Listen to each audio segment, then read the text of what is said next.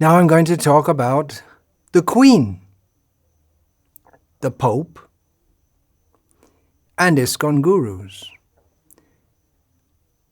Some of the main a main topic I'm going to be talking about is role-playing, and also important topics about internal struggle and hypocrisy.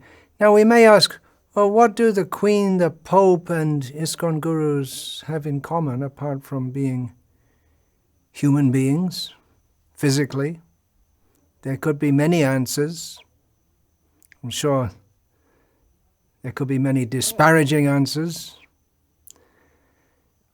They're all human, but they're all seen by those who are not disparaging, by those who look up to them. They're seen as so special, superhuman, in a different category to ordinary humans. And actually that is enjoined by Lord Krishna himself for the Guru. Acharyang mang vijaniyan navamanyeta karhichit namartya buddhya suyeta sarvadeva mayo guruhu. Lord Krishna says, you should know the Acharya to be myself. Of course, we understand this in terms of the principle of achintya bheda bheda tattva. He is Krishna. The Guru is Krishna inasmuch as he represents Krishna. Navamanyeta karhichit should not be disrespected in any way, time, place, or form. Although again, there are those who seem to have made a profession of disrespecting ISKCON gurus in every time, place, form, and way imaginable. Namartya buddhya. Lord Krishna says he should not be considered like a mortal human being, which is quite amazing if you see that a guru has all the external symptoms of being human being. And Krishna says, Sarvadeva Mayo Guru, who the Guru is the representative of, or the embodiment of, all godly persons. He represents to the disciple all godly persons. This is especially how the disciple should see the Guru. You can say, well, why are the Queen and the Pope so highly regarded? And even ISKCON gurus, again, biologically, they're all humans. They're born, they live, they die. They die, yes. We can understand how important a person is and how much they're loved, if at all. We can understand when they die. So many people die every day. Ahani bhutani gachanti yamalayam, as we've learned from Srila Prabhupada. Every day, so many people die. Every day, so many people die. But some people are more famous. I don't know if it's still going on, but my father, when I was a kid, used to get the famous newspaper called The Times, and that's sometimes called the London Times, but originally it was just The Times, and every day they would have obituaries of important people, and of course the obituaries are prepared in advance for aging people of importance, and many of them you wouldn't know about. Seeing the Google news feed every day, I see the names of people who I never heard about till they died, but many people did know about them, and that's why it comes in the Google news feed, some big movie actor or sports star or something like this. Some famous deaths that I remember of really big people in this world. JFK, that was probably the biggest. I was very young at the time. I must have been, 6 years old, but somehow that was a big thing. John F. Kennedy, for those of you who don't know what JFK stands for. You may not even know about John F. Kennedy. Go Google it. Winston Churchill. That was a huge thing in England when he died. Robert F. Kennedy, a brother of John F. Kennedy, was, like his elder brother, shot dead, and that caused huge outpouring of grief, maybe even more than that of JFK. Is like the hopes of so many people died with John F. Kennedy, and that was probably why he was shot. John Lennon, I remember serving breakfast prasadam in Dhaka, Bangladesh, in that rented house that we had at the time. ISKCON in Bangladesh has expanded tremendously since then. John Lennon of the Beatles. So we used to get the morning paper in English. I don't even remember the name of the paper. And Prabhavishnu Swami, as the main devotee, or the most senior devotee there, had the privilege to read the paper. So he was reading the paper, or just looking at the paper while taking breakfast. On the front page, he read out the headline, "John Lennon shot dead." That was a huge thing also, because John Lennon was a huge person. Mother Teresa, her death caused a huge outpouring of grief. There was at least one person, Christopher Hitchens, who wasn't upset. But just a few days after that, Princess Diana, it was just something, it's just almost bizarre, the outpouring of grief that came at her death. In each of the cases of the names I've mentioned, there was an international stir for days in each case, and that would especially be in the Anglosphere. Those of us who operate in the Anglosphere, if you don't know what that is, go and look it up.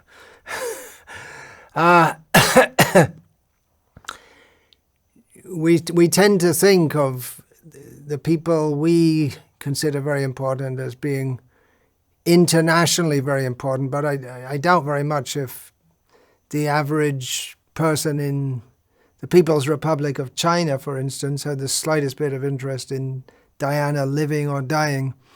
None of these deaths of these names that I mentioned personally affected me and made no difference in my life, but I'm just bringing the point of how much there was people, they were affected, how much there was an outpouring of grief. The one passing that really made a lot of difference in my life was the passing of His Divine Grace Srila Prabhupada, my eternal spiritual master. But then, in another way, not, because he's Srila Prabhupada. He lives forever by his divine instructions, and the follower lives with him. Now, why was there so much outpouring of grief when they were all humans and everyone is destined to die? I remember seeing sarcastically the reports, myself, I was sarcastic, seeing the reports of Mother Teresa and big people in the world say, I was shocked by the death of Mother. Why should you be shocked by the death of Mother Teresa? She was old. Old people are expected to die.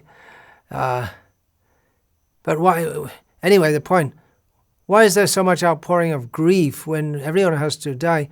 The reason is because all these persons who I mentioned, they were highly respected and more than that, loved.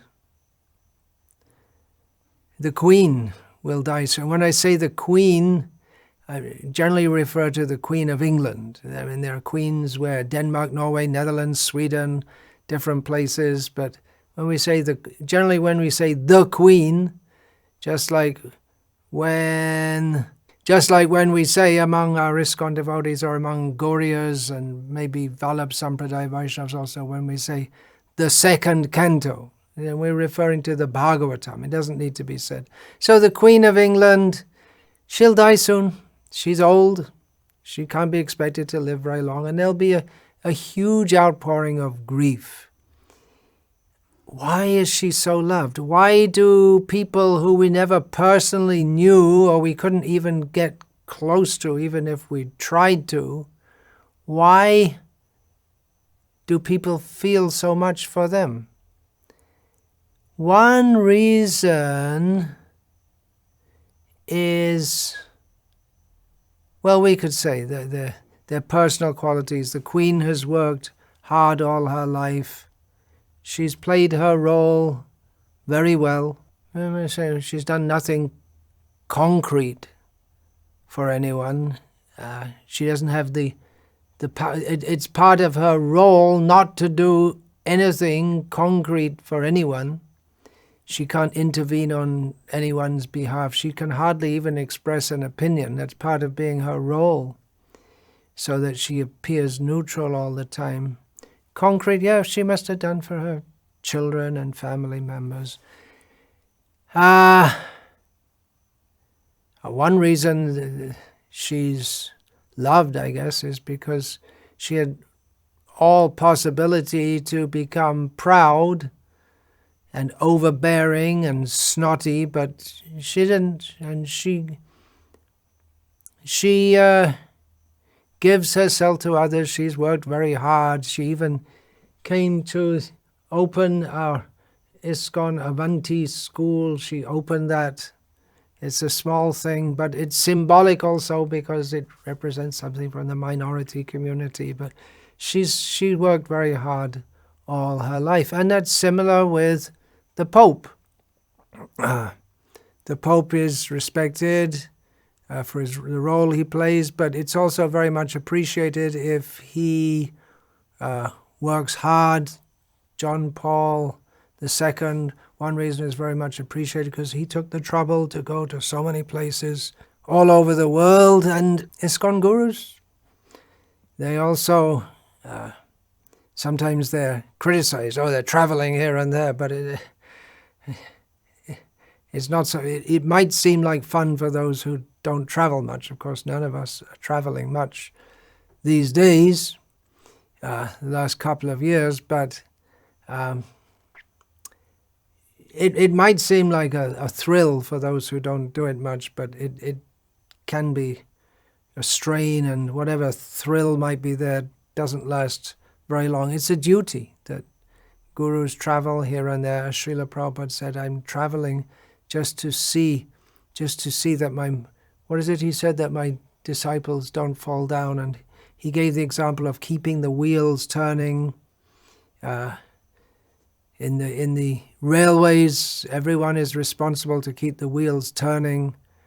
So Srila Prabhupada, he traveled to help his ISKCON movement to stay together, to work well, and ISKCON gurus representing Srila Prabhupada also have their role to play in doing that. And it is appreciated by devotees that gurus visit them in general.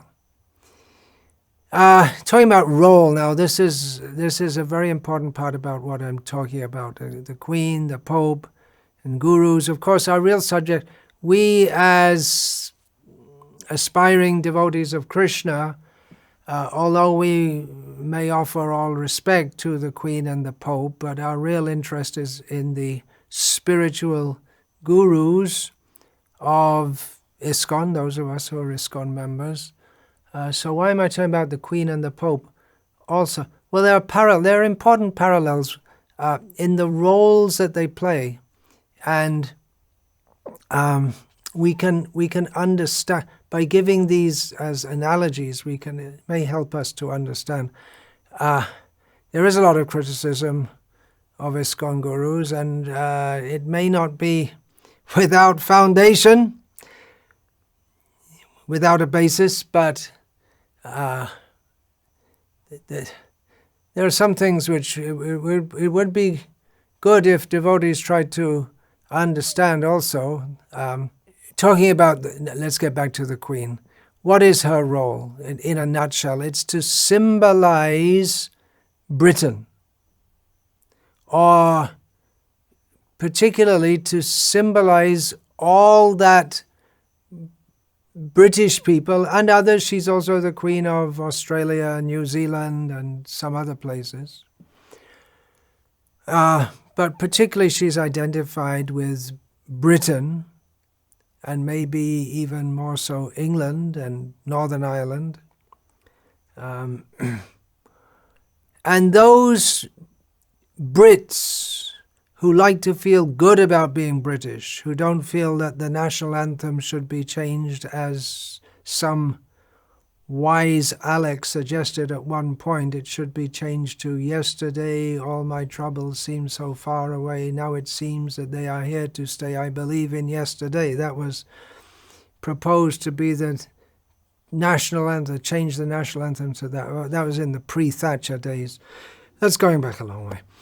So, those who want to feel good about being British, the Queen symbolizes all that, and the Queen comes in parades, and people, they come and they cheer her, and they wave Union Jacks, and they honor her, and they love her, and it symbolizes all they feel good about. Isn't it great being British? I don't think people conceptualize this literally in their brains, but this is what is going on.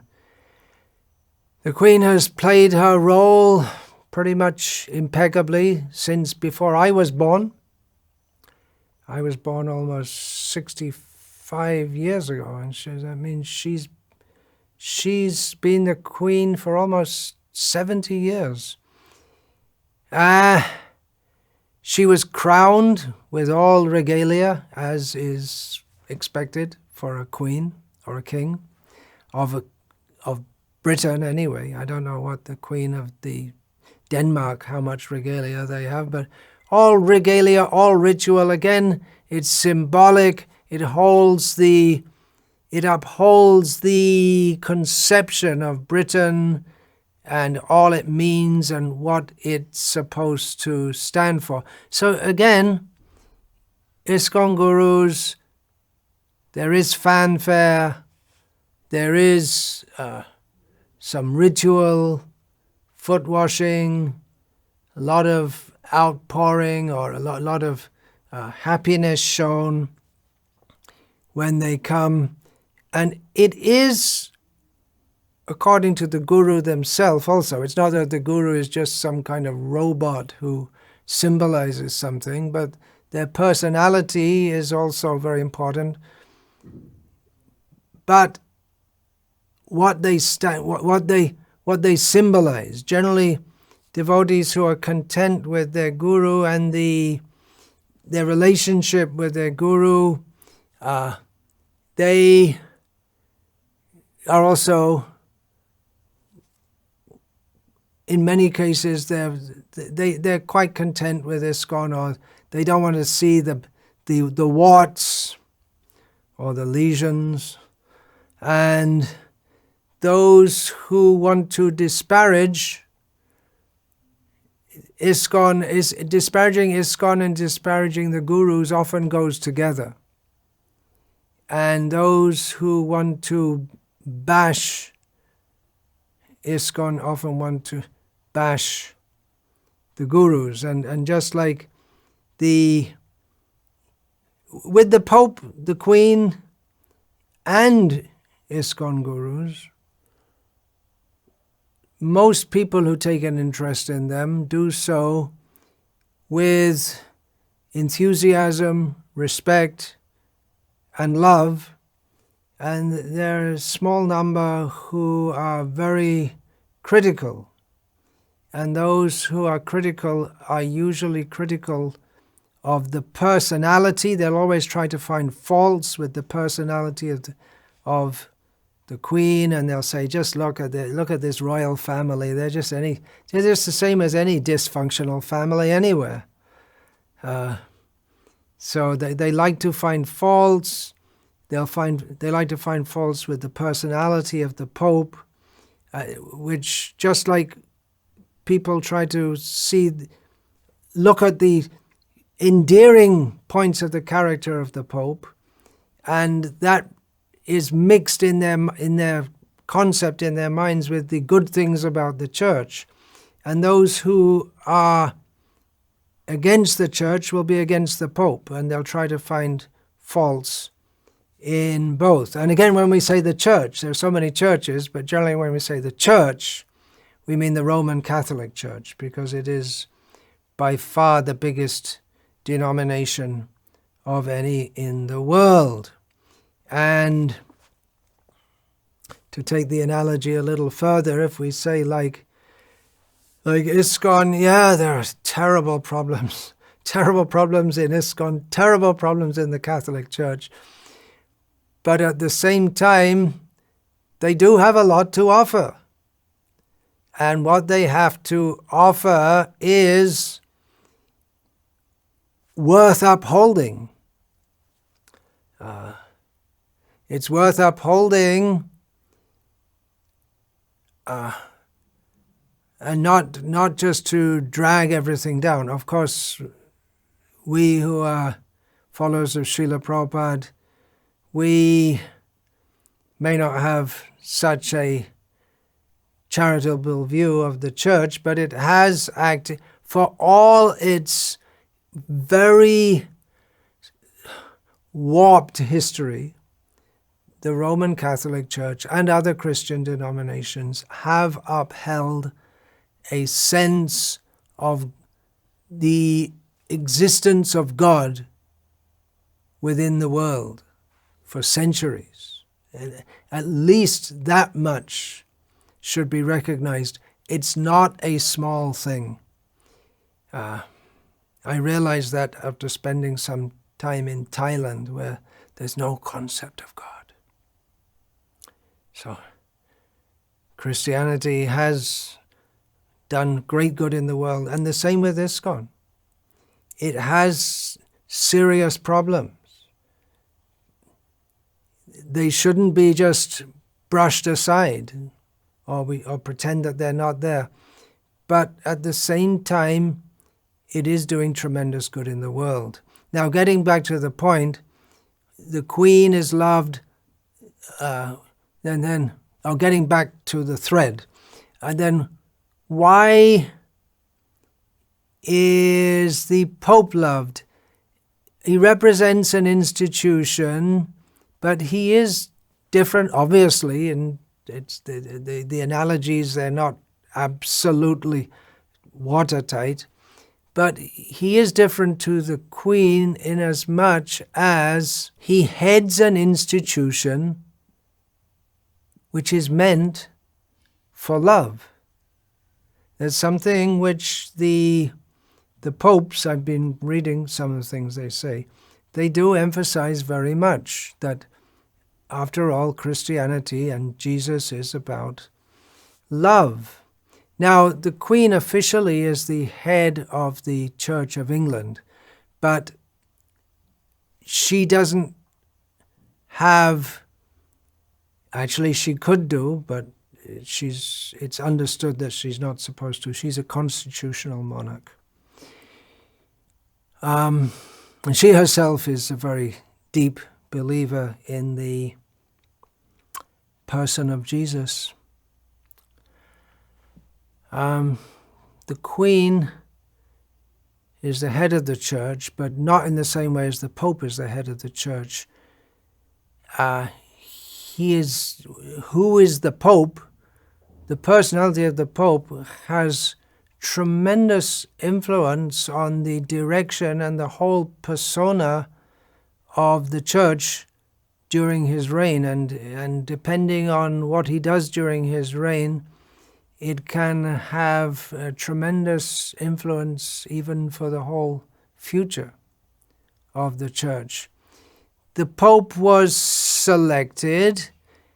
He was one of 100 plus others who could have been selected in the papal conclave in 2013, Pope Francis. And he became the Pope. He became the Holy Father. So what's the point I'm making here? So much importance is given to him. He was the same person before he was selected to be the Pope. He was selected because of exactly the reason. There may be political undercurrents also, but it's expected. He has personal qualities. That is important. And he is respected and loved and importance given to him because of his personal qualities, but especially because of the position and the title and the role that goes with the title of the pontiff of Rome. And again, the Queen symbolizes Britain, and all people imagine it to be or want it to be. She symbolizes an ideal of what people think it should be. You see the analogy with ISKCON and ISKCON gurus? It's similar with the Pope and the Church. He symbolizes in people's mind. The Pope symbolizes all that people imagine the Roman Catholic Church to be or want it to be. And similarly, in many devotees' minds, the ISKCON gurus symbolize what they imagine ISKCON to be or want it to be. And that's true for those who disparage ISKCON gurus also, or disparage the Pope or the Queen. They identify the gurus with the whole institution, which of course they do represent, as every ISKCON member represents, but particularly the gurus are seen like that. The Queen is seen like a mother figure for everyone. The Pope is called the Holy Father. Many devotees, especially female, it seems to me, especially those in female bodies, let us say, seem to look up to their gurus as father figure. They're all expected to be on top form all the time when they're in public. The Queen has to visit, so now she's old and retiring, but they're expected to be on top form when they go to a place. They're supposed to be effusive and giving themselves to everyone, smiling at everyone, and they're not supposed to be groggy, which they may be after traveling a long way. I have experience. They're not supposed to be grumpy. It may be that it happens quite often that a big welcome is arranged for the gurus. They've been traveling and they're tired and in a different time zone, and they're expected to lead a fired-up kirtan and then give a fired-up class. It can be quite tough. Nothing to complain, but it can be quite tough. Like the Pope or the Queen, the ISKCON gurus, people are watching them. What are they doing? What are they saying? Analyzing it. They're under scrutiny. It's a lot of pressure. It can be hard to live up to expectations all the time. The Queen gets, I guess, quite a lot of private time to cool off, and I suppose the Pope does, and ISKCON gurus can arrange that, but they're not supposed to be alone, or they're supposed to be regularly in temple programs, and they're not supposed to take holidays or a break. In that way, they don't have off stage. They can't. ISKCON gurus can't just be something else. They have to be the same thing all the time, even when they're so-called off stage, which is good because they or we are supposed to be spiritual personalities and have to be like that all the time. Just the Queen doesn't have much influence because that's supposed to be her role. She's symbolic. I'm talking broadly. I'm not a sociologist, but the Pope does have tremendous influence on the as I said, on the direction of the Catholic Church. Therefore, he selected very carefully, and also gurus within ISKCON are supposed to be selected carefully. Now, I'm going to get onto this point of selecting gurus, because I know there is a lot of discontent with the idea that gurus should be selected or appointed. I intend to talk about that in a later talk in this series of talks on guru issues. But gurus should be respectable. They should appear as respectable persons, as is fitting for an esteemed institution, or at least we want that ISKCON should be esteemed. An esteemed sampradaya.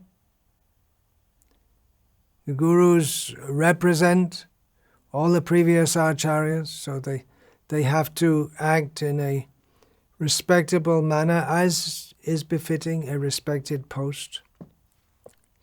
And in my humble opinion, most ISKCON gurus uphold this very well. They should know that they are influential, and what they say and do will be picked up on by others. They should be aware of this.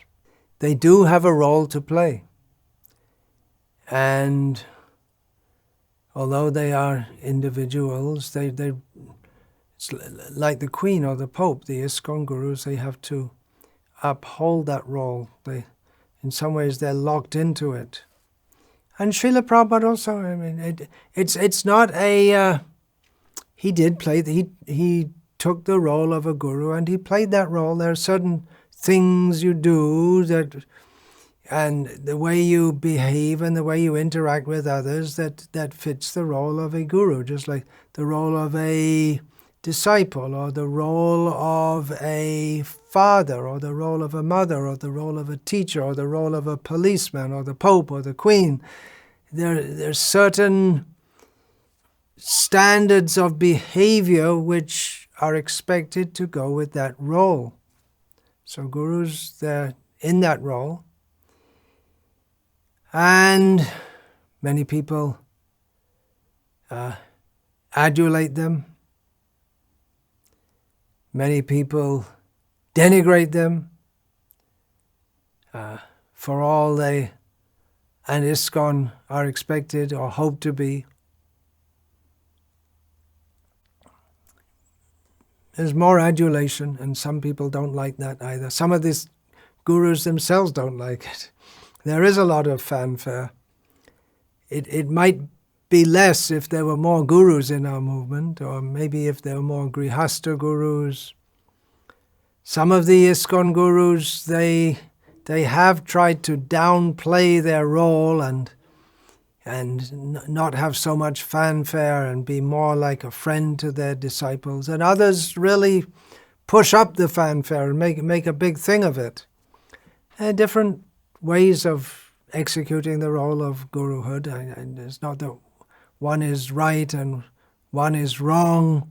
And gurus in ISKCON, they are individuals, but they represent the institution, and they derive from the institution, from representing the institution. They are respected and honored and entitled to certain facilities and privileges due to their role. This is true also of all ISKCON leaders, non-initiating sannyasis, temple presidents. As I'm discussing ISKCON gurus in this series of talks, it can be borne in mind that many of the things I say, they are pertinent to all ISKCON leaders at various levels, but especially the gurus. Maybe it shouldn't be like that, but it just happens to be the reality that they do stand out a lot.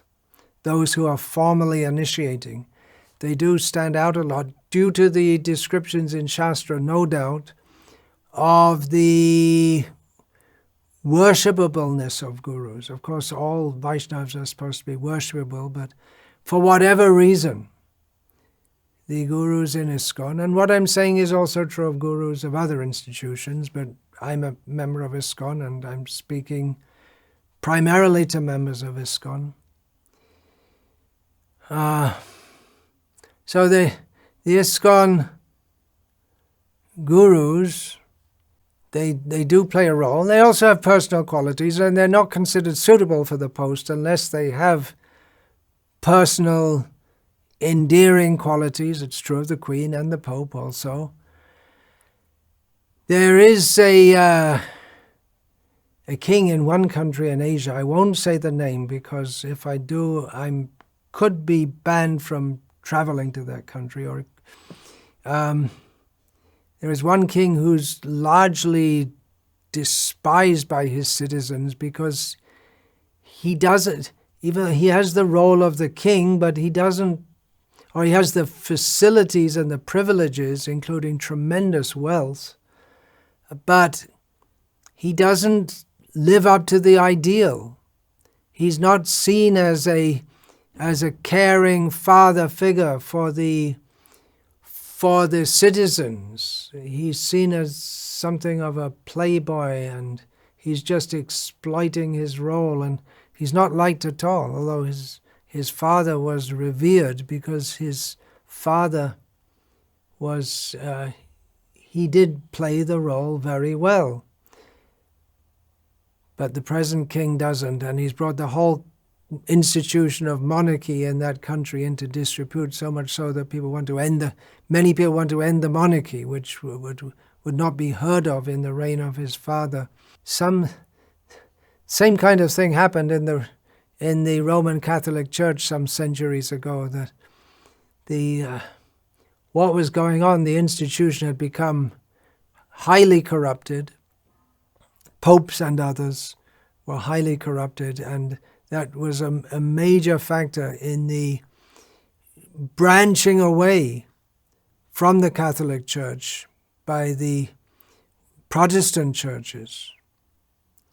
So a lot of blame for that was put on the popes, and rightly so. So again, we can see some analogies that what importance the gurus have to actually be gurus and be perceived as gurus. Ritvikism, it's like the Protestantism of ISKCON, the being discontent with gurus. Some people made up some philosophy called Ritvikism and branched off. It's the same thing. Discontent with ISKCON and discontent with ISKCON gurus go on side by side. And those critical of ISKCON want to find fault with the gurus, and those who become disenchanted with a particular guru or their own guru tend to see it as a fault of the whole of ISKCON. Now, ISKCON guru is a part of their role, and this is part of the role which I personally don't fully acquiesce with. They're expected, ISKCON gurus are expected to uphold the institution like the Queen and the Pope, to act as spokespersons to bolster faith in the institution, and they have to be careful what they say. I don't always play that role because I feel that it's important to discuss issues within ISKCON also, just like I'm talking about guru issues now. And in this talk I'm giving a certain angle, but there are more criticizing angles also, which I'll get into in other talks. But the institution, which the gurus, they derive their their position and their respect and so many things from the institution. They're supposed to, it's expected of them that they uphold that. But that can be dangerous also, in as much as then problems tend to get brushed away. And they're only discussed in a highly critical manner by persons who don't have the interest of the institution at heart. So upholding the institution by all means and any means, and downplaying the manifest faults or problems within it, can involve hypocrisy, just like those who adulate the Queen typically don't know, or they don't want to know, or believe in the massive skullduggery that's gone into and continues to go into making Britain great. Great Britain. It's a geographical term, but Britain is an influential country in the world, despite its small size, population, and GDP. But there are reasons for that, and a lot of those reasons aren't very good. But those who want to think of Britain as being great, they often don't. Well, for one thing, they're not supposed to know about these things, and these things are shunted under the carpet. It may be considered seditious to even discuss such things. How, for instance, just to give one example, this one did come out and it was a big scandal and no one was punished for it, that there was open lying by the Prime Minister and other senior members of the government of the United Kingdom, of Great Britain and Northern Ireland and the Channel Islands, about having discovered weapons of mass destruction in Iraq. It was an excuse to go and invade Iraq. So this is the kind of thing that countries that are influential in the world do, and Britain is one of them. That's what they do to uphold their influence. And everyone will blame everyone else. So those who want to adulate the Queen, they don't want to think, they like to think she stands for everything good and Britain stands for everything good. And the bad things, that's what other people do, right? We don't do bad things. We're good, we're British. So similarly we may think that, yes, we want to adulate the ISKCON gurus and ISKCON's good. I don't know if anyone thinks like that anymore. So many things have come out.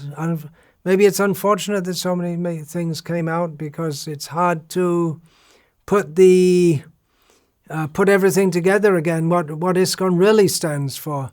ISKCON really stands for everything that is best, stands for Krishna, stands for genuine spiritual life. That's going on. That is going on. But there is a lot of doubt also in the minds of devotees due to past incidents and even things that are going on at the present time. Similarly, in the Catholic Church, many people lost faith because of the massive child abuse that was discovered, and then the cover-ups. Actually, yeah, we've had the same thing in ISKCON, but I've seen some statistics, and actually, it's not good that there's been any child abuse anywhere at any time. But taken even per capita, ISKCON's is much, much less than comparable organizations such as the Roman Catholic Church. I'm not saying that to bash the church, but I'm just stating some statistics that I saw. It's a fact of the world today that it's hard to cover up secrets.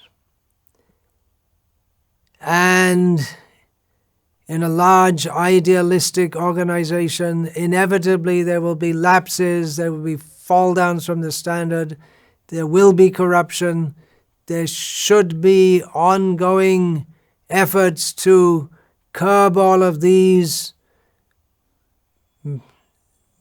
Probably isn't enough of all, there isn't enough to curb all of these going on in our own organizations.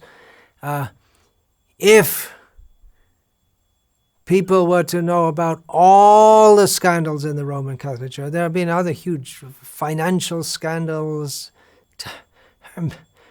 huge money and all kinds of things going on. But if we were to meditate on all those things, then we may lose faith in the ideals of Christianity that the Roman Catholic Church is supposed to represent.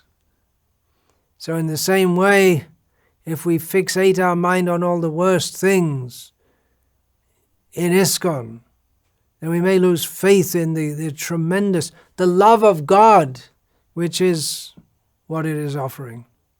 We shouldn't be blind, but at the same time,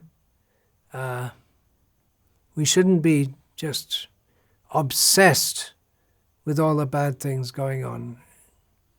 Otherwise, we lose our Krishna consciousness.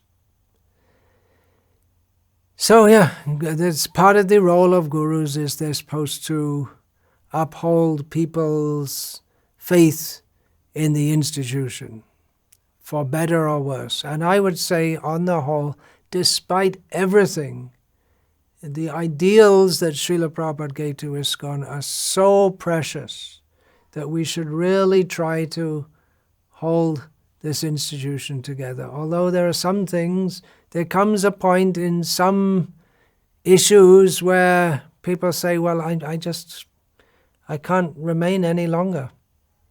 People go away, and there may be whole splits also.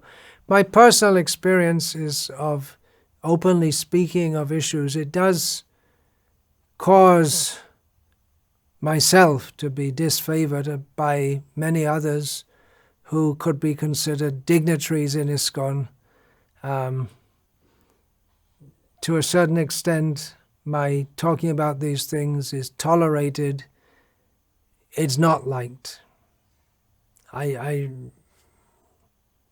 wish it wasn't like that, but that's my personal experience. I often hear that ISKCON nowadays seems less and less to uphold the ideals for which Srila Prabhupada founded it. It still has so much to offer, at least potentially, that is worth trying to keep together, and that might require almost what could be called hypocrisy, is that we keep on trying to bolster people's faith and try to make them, yes, give yourself, because Guru means you have to surrender. Now, we shouldn't tell people to surrender to someone if we ourselves don't have faith in them. But at the same time, the whole principle of surrender to a guru should not be thrown out. And we should give people the faith that if they look, and they're supposed to look, and use their own intelligence, they should be able to find devotees in ISKCON who uphold the role of a guru in a proper way, and who can be surrendered to as genuine representatives of the parampara. If I thought that there were no such persons left within ISKCON, then why should I try to uphold it at all? The Roman Catholic Church went through long, dark periods. It goes on. Protestantism is not obviously any better. And indeed it's wedded to materialism, the Protestant ethic. Just like, getting a little remark here, just like the Protestants of ISKCON, the Ritvigvadis in India, they are wedded to money-making. Those Ritvigvadis, they're so critical of ISKCON, especially the gurus, but they cover up their own internal scandals. They're more hypocritical because they like to highlight the hypocrisy of others, but not their own. Hare Krishna. In some ways, it's harder to be a guru than to be the Pope. The previous Pope, the present Pope Emeritus, he openly enjoys drinking Fanta. It's not a crime to drink Fanta, but it's not, at least in ISKCON, it wouldn't be considered the best thing that a guru did was to drink lots of Fanta. The present guru enjoys watching soccer, which, again, it's not a great crime, but it would certainly be considered unsuitable for ISKCON gurus.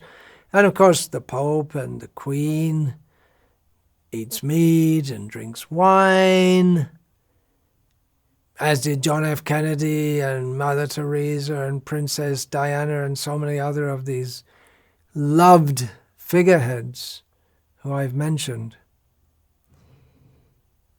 Another thing about the role-playing, and we're talking about role-playing, and the ISKCON gurus, they have to be on good form all the time. It can be tough being lauded as a great spiritual personality when you have your own internal struggles with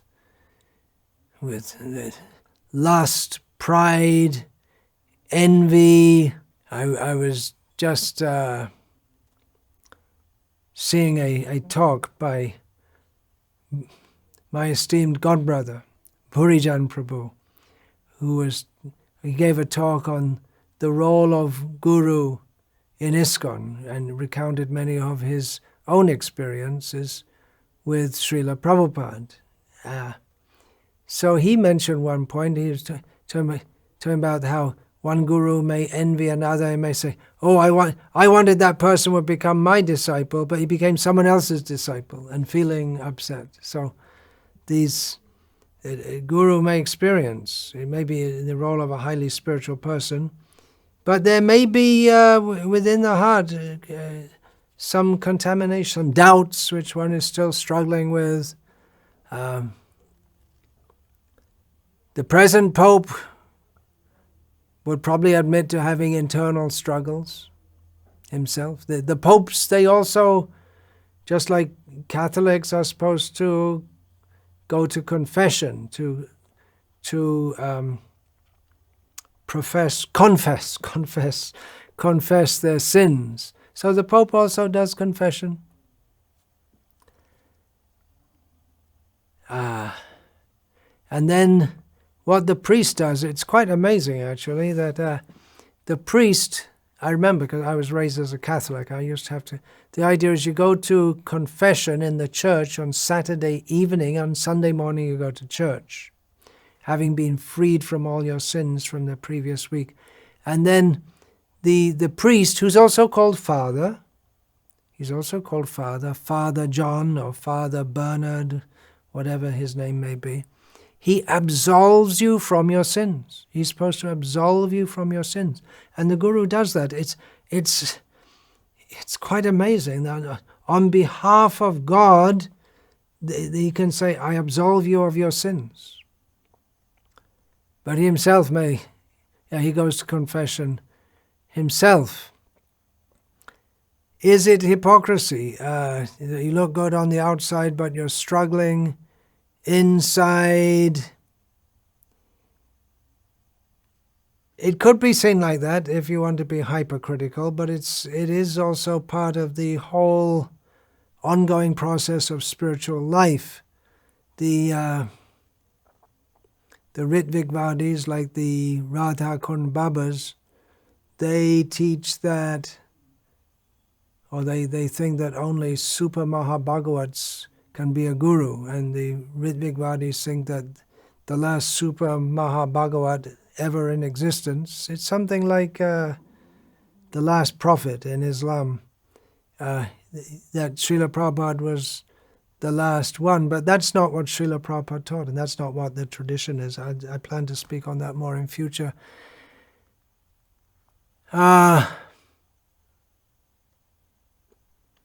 This business of leaders and dignitaries and preachers and gurus within ISKCON upholding each other's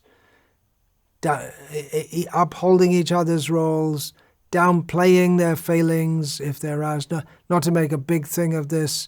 Could be called mutual back scratching, could be called hypocrisy, but it's also in the line of Vaishnava etiquette that you don't highlight others' faults. And it was also Srila Prabhupada's policy when one of his sannyasis, a very dear devotee, very dear disciple of Srila Prabhupada, when he fell down, Srila Prabhupada became very upset when the fall down of that sannyasi was broadcast. It's not something to become happy about. Srila Prabhupada taught that by his personal example.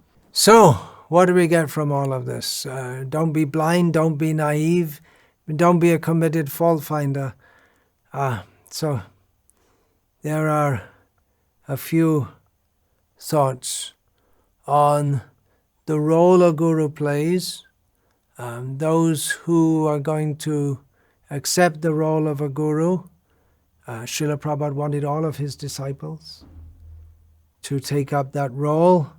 And they all do have that role, either formally by initiating or just being a senior devotee, they're looked up to. So you can bear all these things in mind if you so wish. I'm speaking to those who like to listen. That is my duty as a sannyasi, as a guru, as a representative of Srila Prabhupada, to speak on various topics related to Krishna consciousness from various angles of vision, as Srila Prabhupada told us, and in this way to try to illuminate or shed some light on topics of Krishna consciousness. Thank you very much, those who are listening. Hare Krishna. Vancha kalpa tarubhyascha kripa sindhubhya evacha patitanam pavanebhyo vaishnavebhyo namo namaha. Dante nitaya churnakang padayo nipatya kritvacha kakushatameta raham bravimi he sadhava sakala evi vihaya durat goranga chandra charane kurutanu raga parivadatu jano yata tata va Nanu mukaro navayang vicharayamaha hari rasamadhirama dati mata bhuvi vilutama nartama nirvishama. Hare Krishna, Krishna Krishna, Hare Hare, Hare Rama, Rama Rama, Hare